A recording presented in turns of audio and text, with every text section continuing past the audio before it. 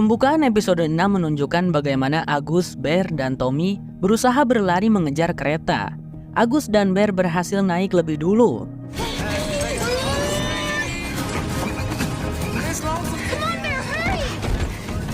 Tommy hampir saja tertinggal karena dia tidak bisa berlari secepat dua anak itu. Tetapi karena Tommy menggunakan jurus anime, yaitu mengingat momen masa lalu yang membuat dia merasa lebih kuat dan bersemangat, akhirnya Tommy juga berhasil naik kereta.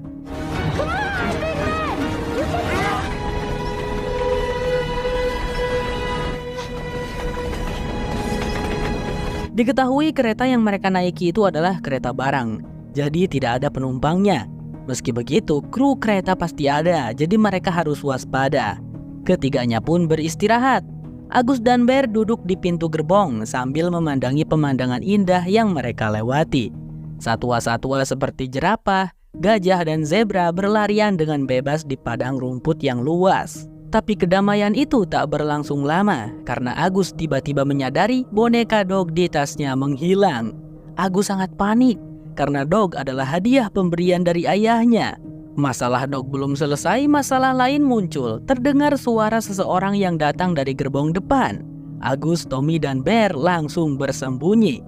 Namun Agus ceroboh, malah menjatuhkan botol sirupnya sehingga anak itu pun ketahuan. Tak tinggal diam, Tommy tentu saja bangkit dan mencoba mengalahkan kru kereta tersebut. Karena badan mereka sama-sama besar, kekuatan dan tenaga mereka pun seimbang.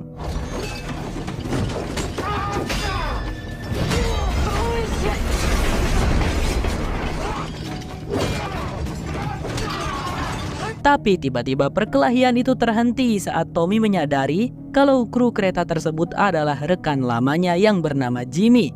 Mereka berdua langsung berpelukan. Jimmy adalah rekan timnya Tommy saat bermain di tim American Football dulu. Keduanya sama-sama pemain bertahan yang sangat hebat, dan Jimmy sekarang di kereta ini bekerja sebagai mekanik. Bear lalu menginterupsi pembicaraan mereka karena menyadari kalau Agus telah menghilang. Sepertinya Agus pergi ke gerbong depan untuk mencari boneka Dog. Alamak, pergilah Tommy, Bear, dan Jimmy ke depan untuk mencari Agus. Saat sedang mencari, Jimmy bertanya apakah Agus adalah anaknya Tommy. Tentu saja Tommy menjawab tidak, Agus hanya seorang anak yang Tommy ingin bantu menemukan ibunya. Tak lama kemudian Agus muncul dari belakang. Ternyata tadi Agus tidak pergi ke gerbong depan, melainkan gerbong belakang. Agus terlihat sangat sedih karena tidak bisa menemukan Dog kesayangannya. Lalu Tommy pun menghibur Agus dengan menunjukkan kalau mereka sudah hampir sampai di Colorado, ditandai dengan sebuah sungai besar yang mereka lewati. Untuk sejenak Agus bisa melupakan kesedihannya kehilangan Dog, karena sekarang Agus sudah dekat dengan ibunya. All we have to figure out now is where the hell Go-Grow is. Tapi tiba-tiba Bear datang dari depan memberitahukan kalau di depan sana terdapat sekelompok prajurit Last Man yang sedang menuju kemari. Tentu saja mereka sangat panik. Jimmy pun minta maaf karena lupa bilang kalau kereta barang ini disewa untuk mengangkut barang-barangnya organisasi Last Man. Apa yang harus mereka lakukan sekarang? Apakah harus melawan? Tetapi mereka tidak tahu berapa jumlah prajurit Last Man di kereta ini. Terlalu berbahaya. Jimmy lalu mengajak ketiganya untuk pergi ke gerbong paling belakang. Setelah sampai di gerbong paling belakang, tidak ada pilihan lain lagi bagi Tommy, Bear, dan Agus selain melompat dari kereta. Namun saat Tommy mengintip ke arah prajurit Last Man, tanpa sengaja ia melihat boneka Dog Agus tergeletak di lantai. Karena boneka itu sangat penting bagi Agus, Tommy pun nekat untuk mengambilnya. Meskipun awalnya Tommy berpura-pura menjadi prajurit Last Man, tapi siasatnya itu langsung ketahuan oleh para prajurit Last Man. Dikarenakan Tommy ini sudah menjadi buronan terkenal di organisasi tersebut. Sebab Tommy telah berkhianat dengan keluar dari organisasi Last Man. Jimmy, Bear, dan Agus terenyuh dengan tindakan Tommy yang mengambil resiko hanya untuk mengambil bonekanya Agus. Bear juga menjadi sadar kalau Tommy yang sekarang sudah berubah dan memang pria yang baik. Tommy di situ menyuruh Agus dan Bear untuk melompat, sementara dirinya dan Jimmy akan mencoba untuk melawan pasukan Last Man, meskipun kemungkinan besarnya mereka berdua akan mati. Tetapi Agus maupun Bear tidak mau meninggalkan Tommy. Whatever you guys gonna do, you should do it fast. Shepard, we gotta jump. Alhasil, Jimmy menyuruh ketiganya untuk pergi, biar dirinya yang akan berkorban. Jimmy merasa berhutang budi pada Tommy dulu. Dan sebenarnya sekarang Jimmy juga mengalami gegar otak yang mungkin akan membuatnya meninggal dalam waktu dekat. Bagaimanapun, aku akan mati. Jadi jika aku mati, aku ingin mati dengan terhormat, Tommy, ujar Jimmy. Meskipun berat, Tommy terpaksa meninggalkan Jimmy sang sahabat. Melompatlah Bear, Agus, dan Tommy. Dan setelah itu, Jimmy dengan penuh keberaniannya melawan pasukan Last Man seorang diri. Ia berhasil melukai beberapa dari mereka sebelum akhirnya Jimmy terkalahkan dan menghembuskan napas terakhirnya. Respect for Jimmy.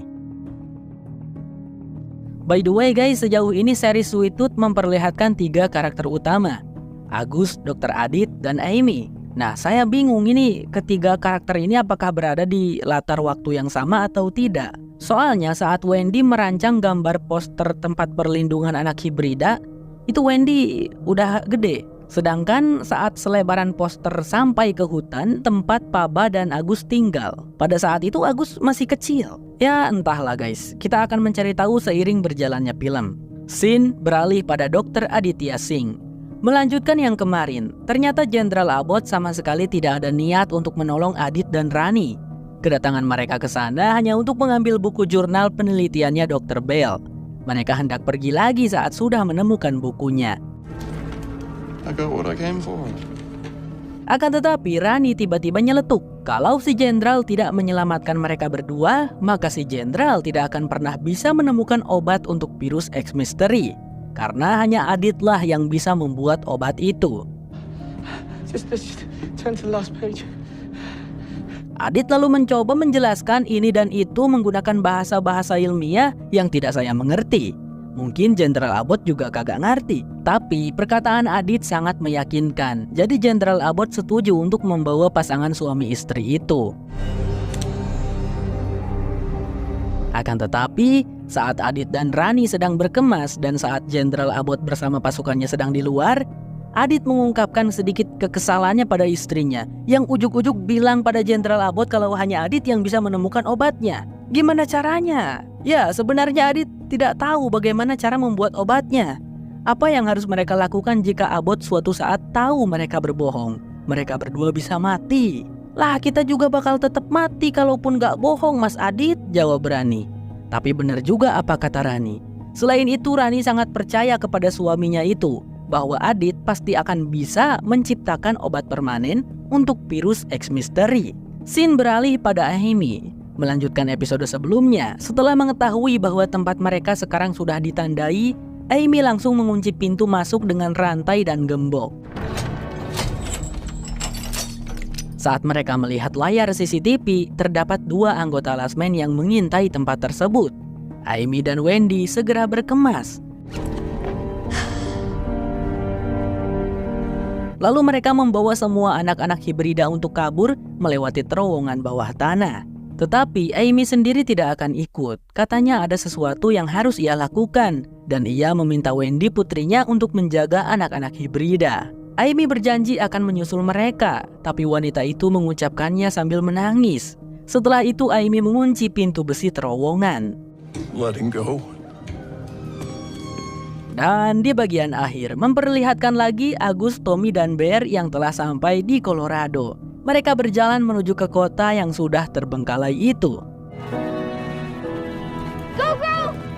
Here we come!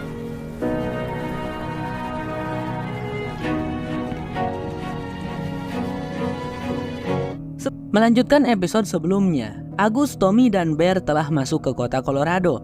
Mereka bertiga menepi sebentar di sebuah bangunan bar terbengkalai bernama Sal's Bar.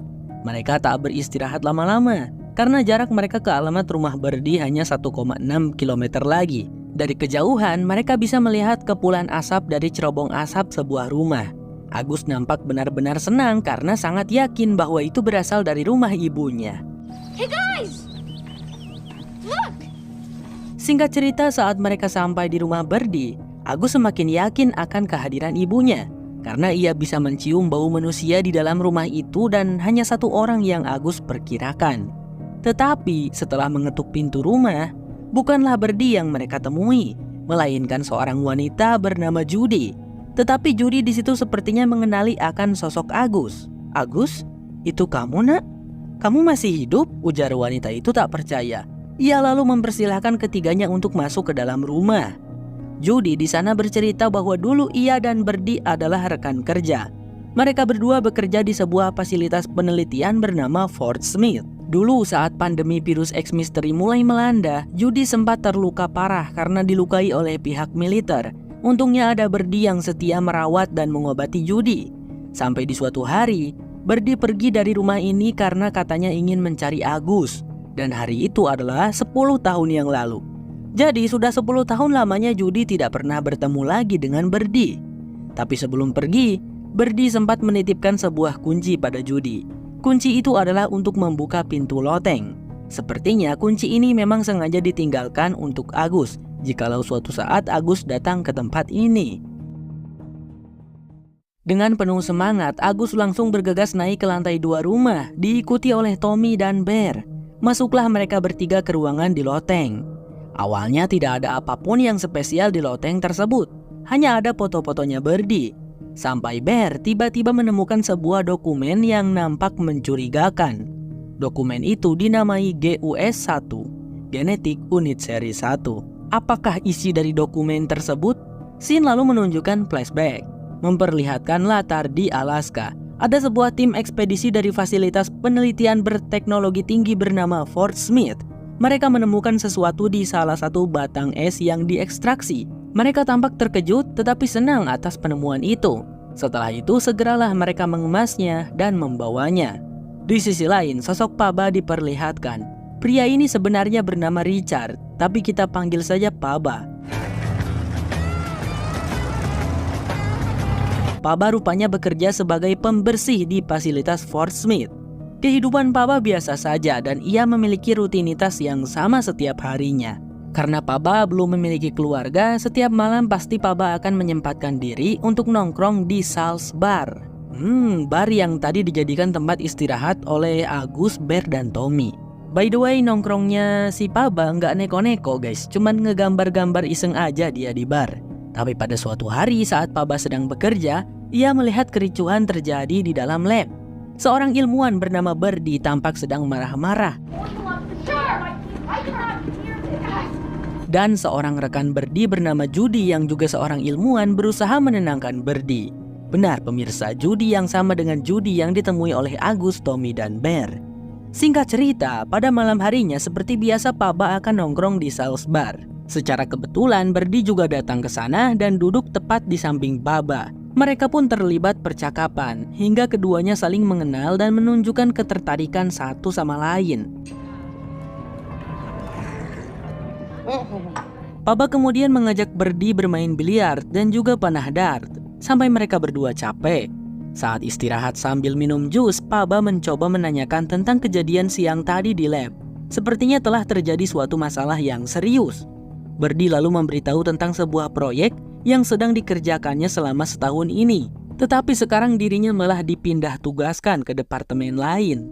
Dan karena Paba terus bertanya, akhirnya Birdie memberikan lebih banyak detail dengan mengatakan bahwa mereka, yaitu para ilmuwan Fort Smith, telah menemukan mikroba yang dapat membentuk vaksin dan menyelamatkan banyak nyawa manusia.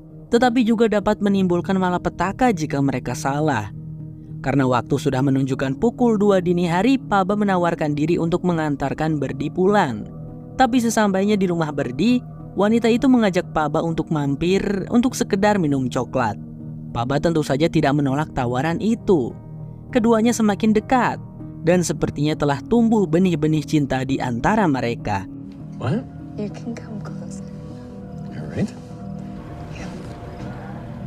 All right. Tetapi tiba-tiba, saat sedang asyik mengobrol, teleponnya Birdie berbunyi. Judy yang menelepon, memberitahukan bahwa saat ini militer menyita semua penelitian mereka. Mendengar itu Birdie tampak panik. Ia harus segera pergi ke fasilitas untuk menyelamatkan satu penelitiannya. Tetapi ada masalah gawat karena kunci akses masuk fasilitas yang ia pegang telah disita tadi siang. Untungnya, Paba adalah seorang tukang pembersih di fasilitas Fort Smith. Dia punya satu set kunci lengkap seluruh pintu gedung. Do these help? Singkat waktu, dua sejoli itu sudah sampai di fasilitas. Terlihat tempat itu sudah dipenuhi oleh militer. Untungnya ada pintu masuk ke basement parkir yang tidak dijaga oleh siapapun. Papa dan Birdie masuk lewat sana.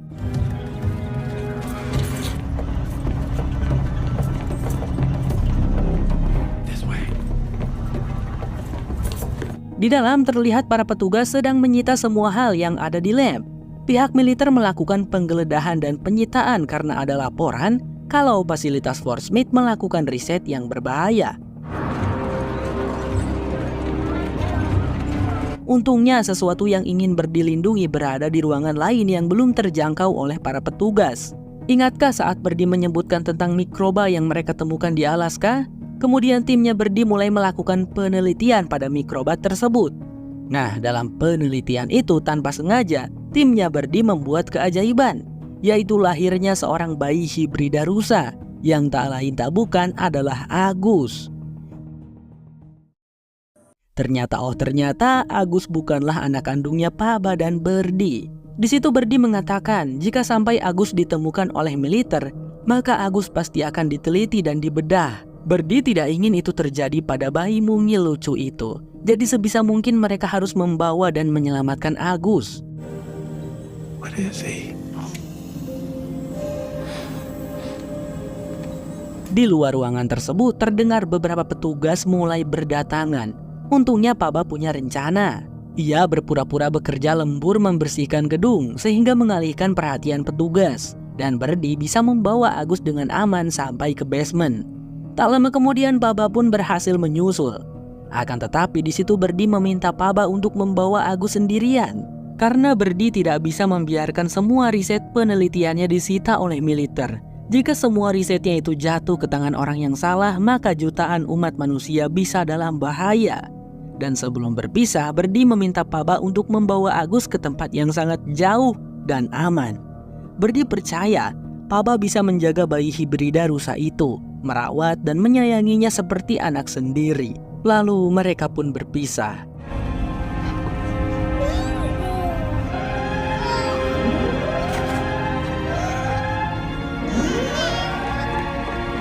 Papa berhasil membawa Agus sampai ke mobil. Lalu singkat cerita, inilah Papa pergi ke suatu tempat yang jauh dengan mobilnya. Dan dari sana ia membawa perlengkapan yang banyak sebisa mungkin bersama dengan Agus. There was a mischievous boy named Tom Sawyer. Kembali ke masa sekarang. Agus, Tommy, dan Bear tidak menyangka dan sangat terkejut mengetahui fakta bahwa Agus bukanlah anak biologis dari Papa dan Birdie. Ternyata Agus dibuat oleh tim penelitian Fort Smith. Dan nama Gus sendiri merupakan singkatan dari Genetic Unit Series. GUS. It spells out my name. Si kecil Agus tidak bisa menerima kenyataan itu. Ia sangat marah karena merasa telah dibohongi oleh Papa selama ini. Bujukan dari Tommy dan Bear sama sekali tidak mempan terhadap Agus. Well, maybe he was trying to protect you. Yang bahkan ia dengan kasar menepis tangan Tommy. He lied to me about everything. Anak kecil itu berlari pergi ke hutan dan sekuat tenaga terus berlari sambil menahan rasa sedihnya.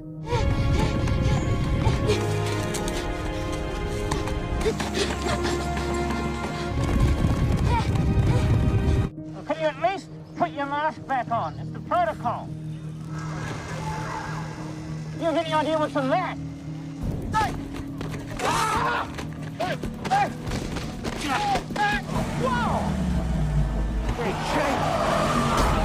Episode 8 memperlihatkan flashback Tommy di masa lalu.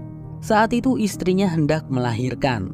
Tommy membawanya ke sebuah rumah sakit yang dimana pada saat itu virus wabah X misteri sudah merebak.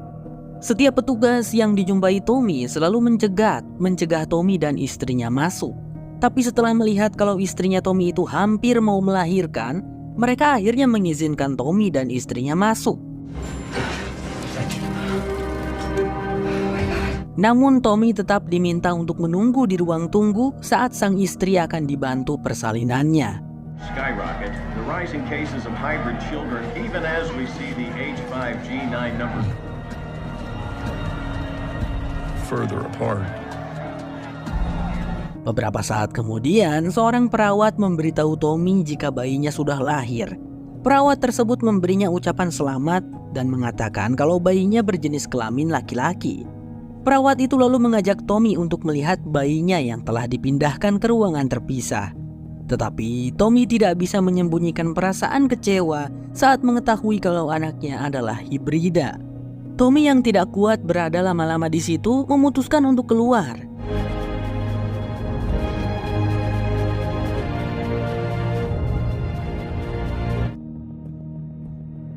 Dan di saat ia sedang berada di lift, dirinya bertemu dengan Dr. Adit. Melihat raut wajah Tommy yang habis menangis, Dr. Adit menanyakan apa jenis dari bayinya Tommy. Dari respon Dr. Adit, sepertinya ia sudah terbiasa dengan reaksi para orang tua yang kecewa saat mengetahui kalau anak-anak mereka adalah hibrida. Dr. Adit lalu sedikit menghibur Tommy. Dan untungnya kata-kata dari Dr. Adit berhasil mengubah pikiran dari pria besar itu. Tommy pun bergegas untuk kembali pada istri dan anaknya. Flashback selesai. Agus nampak terus berjalan menyusuri hutan sambil membuang satu persatu barang-barang yang dibawanya, termasuk boneka dog pemberian Paba. Dan setelah menembus hutan, tanpa sengaja anak itu menemukan sebuah bangkai pesawat. Wah, sepertinya Amy dulu memang memiliki sebuah pesawat untuk mengedarkan poster tempat perlindungan anak hibrida. Dan ternyata meskipun pesawat itu sudah menjadi bangkai, tapi alat radionya masih berfungsi. Karena kebetulan barusan Agus juga nemu poster tempat perlindungan, dihubungilah oleh Agus frekuensinya menggunakan alat radio pesawat. Di saat yang sama, Tommy dan Bear tampak kelimpungan mencari Agus. Entah kemana anak itu pergi. Kemudian mereka pun sepakat bahwa Tommy yang akan terus mencari Agus ke hutan. Sementara Bear menunggu di sini, berjaga-jaga jika semisalnya Agus kembali. Someone needs to wait here in case he comes back.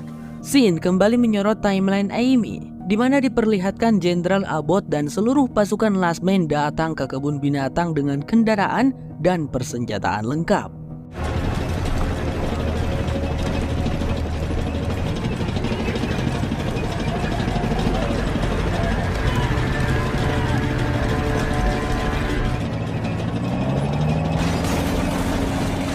Abbott menyuruh Amy untuk keluar dan menyerahkan semua anak-anak hibrida yang dia miliki. Karena jika tidak, maka Abbott akan menginvasi kebun binatang tersebut. Tetapi Amy tidak gentar. Ia malah menantang Abbott dan saat itu juga Amy mengeluarkan senjatanya yang sudah Amy siapkan dari jauh-jauh hari.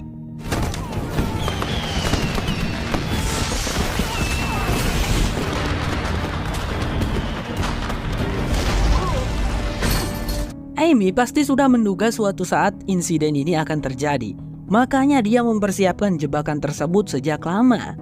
Dan di momen petasan meledak, Wendy beserta para anak hibrida mulai berlarian di terowongan bawah tanah. Mereka hendak menuju sebuah bangunan di mana Amy akan menjemput mereka nantinya. Dalam kejadian itu, sepertinya pasukan Last Man tidak ada yang gugur karena damage petasan kan tidak seperti bom. Hanya saja mereka pasti mendapatkan luka-luka yang serius. Singkat cerita, pada keesokan paginya, rombongan anak hibrida telah sampai di bangunan yang dimaksudkan oleh Amy. Mereka semua tampak senang dan lega karena berhasil menyelamatkan diri. But the important thing is we're safe. Tapi mereka juga mengkhawatirkan ibu mereka, yaitu Amy. Tiba-tiba saja, Wendy kehilangan Bobby. Dan saat gadis itu mencari Bobby, ia pun melihat kalau pasukan Last Man juga pergi ke bangunan ini. Malangnya Bobby kecil tertangkap. Wendy berusaha untuk kembali ke terowongan, tapi ia ketahuan oleh pasukan Last Man dan langsung ditangkap juga. Nice try. Begitu pula anak-anak hibrida yang lain juga pasti tertangkap semua oleh pasukan Last Man. Di saat yang sama, kebun binatang sudah diambil alih sepenuhnya oleh Jenderal Abbott dan pasukannya. Ternyata Dr. Adit dan Rani juga dibawa ke kebun binatang tersebut. Lah, Rupanya timeline Adit dan Amy sama teman-teman, nggak beda. Rani dikurung di sebuah ruangan demi keamanan. Sementara Adit diajak mengobrol terlebih dahulu oleh Abbott. Pria botak itu mengatakan bahwa Adit di sini akan diberikan perlengkapan dan fasilitas yang lengkap untuk membuat vaksin. Bahkan kabar gembira untuk mereka semua, kini mereka memiliki persediaan anak hibrida untuk dijadikan subjek eksperimen. Abbott menjelaskan bahwa gelombang wabah virus X misteri yang baru akan segera datang. Jadi Adit harus secepatnya untuk membuat vaksin tersebut. Dan jika Adit tak bisa membuatnya seperti yang Adit pernah katakan, maka Abbott mengancam akan memberi pelajaran yang sangat berharga untuk Adit dan Rani. Do we have a deal? Sementara itu, Amy ternyata berhasil selamat dan baru saja sampai di bangunan tempat pengungsian anak-anak hibrida.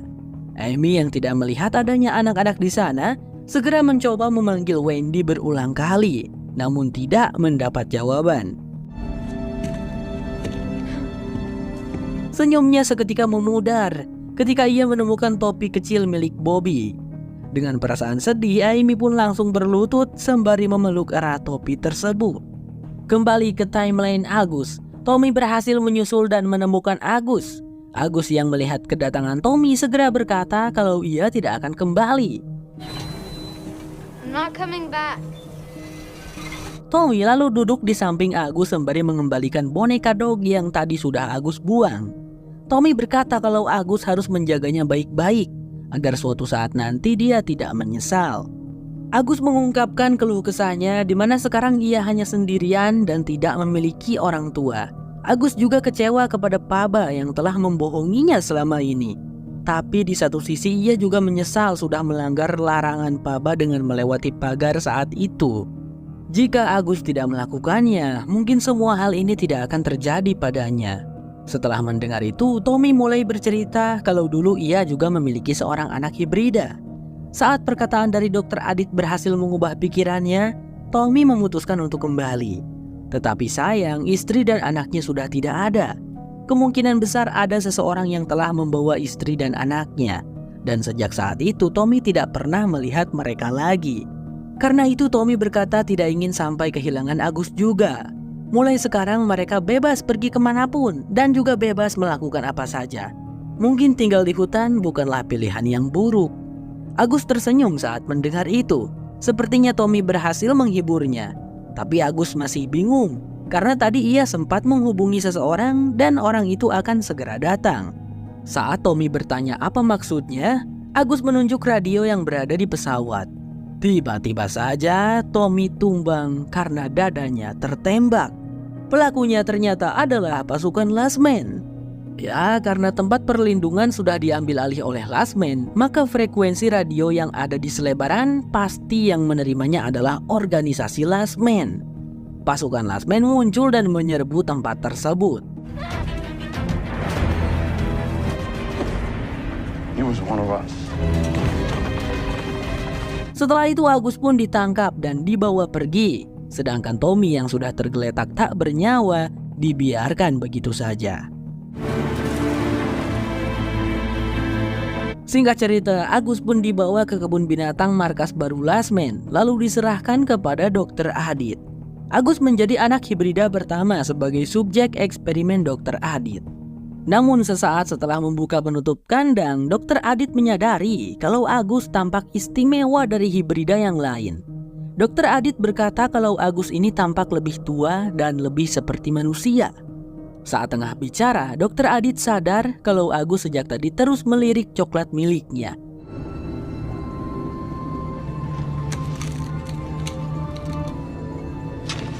Ia pun memberikan coklat itu dan begitu terkejut saat Agus mengucapkan terima kasih. Dr. Adit lalu memutuskan untuk menyimpan Agus dan menggantikan posisinya dengan anak hibrida yang lain. Tapi tunggu dulu guys, ternyata timeline Agus juga bersamaan dengan timeline Amy dan Dr. Adit. Jadi sebenarnya nggak ada timelinean waktu mereka berjalan bersamaan. Tapi yang bikin heran, bukannya pas Amy bikin poster selebaran itu Wendy udah gede ya?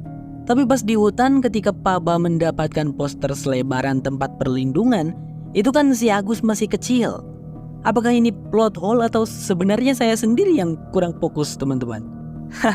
Ya udahlah, anggap aja Amy membuat poster selebarannya sejak dulu saat ia pertama kali menemukan bayi hibrida Wendy. Lanjut ke cerita. Sementara itu, Bear menunggu dengan cemas kepulangan dari Tommy dan Agus. Dia menyesal karena seharusnya dirinya ikut pergi. Di sana Bear sedikit berbincang dengan Judy yang tampaknya ingin lebih akrab dengannya. Bear sedikit bercerita tentang keluarganya yang ternyata Bear juga merupakan anak angkat. Dan kedua orang tua angkatnya itu sudah meninggoy akibat terjangkit virus X misteri. Tapi ia sebenarnya memiliki seorang adik perempuan hibrida yang rupanya adalah Wendy. Wendy dibawa secara paksa oleh Last Man dan saat itu Bear masih terlalu kecil untuk melawan. Bear telah lama mencari Wendy hingga akhirnya ia pun menyerah. Tapi entah bagaimana ceritanya Wendy bisa ditemukan oleh Amy. My little sister.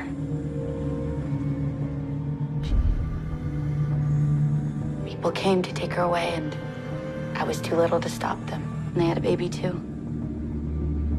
Bear lalu memberitahu kalau nama asli dirinya adalah Becky. Tapi ya udahlah, Bear aja udah nelah.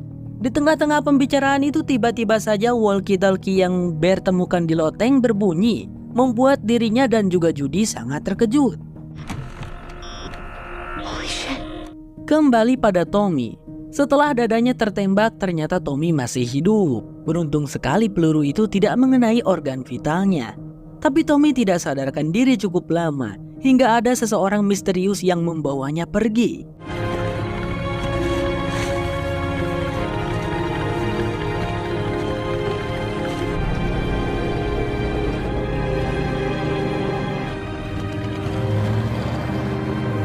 Singkat cerita, Tommy tampak tersadar dan mendapati lukanya telah diobati.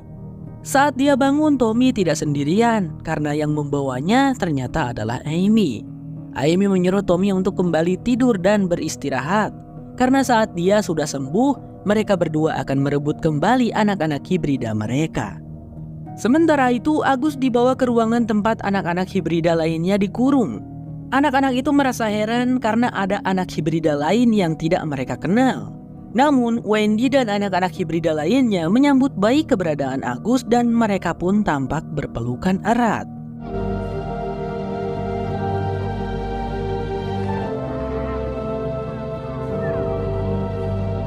Akhir season kali ini ditutup dengan Bear yang berhasil menghubungi seseorang lewat walkie-talkie. Ternyata, orang yang menjawab panggilannya tidak lain tidak bukan adalah Birdie. Mendengar suara dari Bear, Birdie lalu bertanya, "Siapa kau?" Dan bersambung.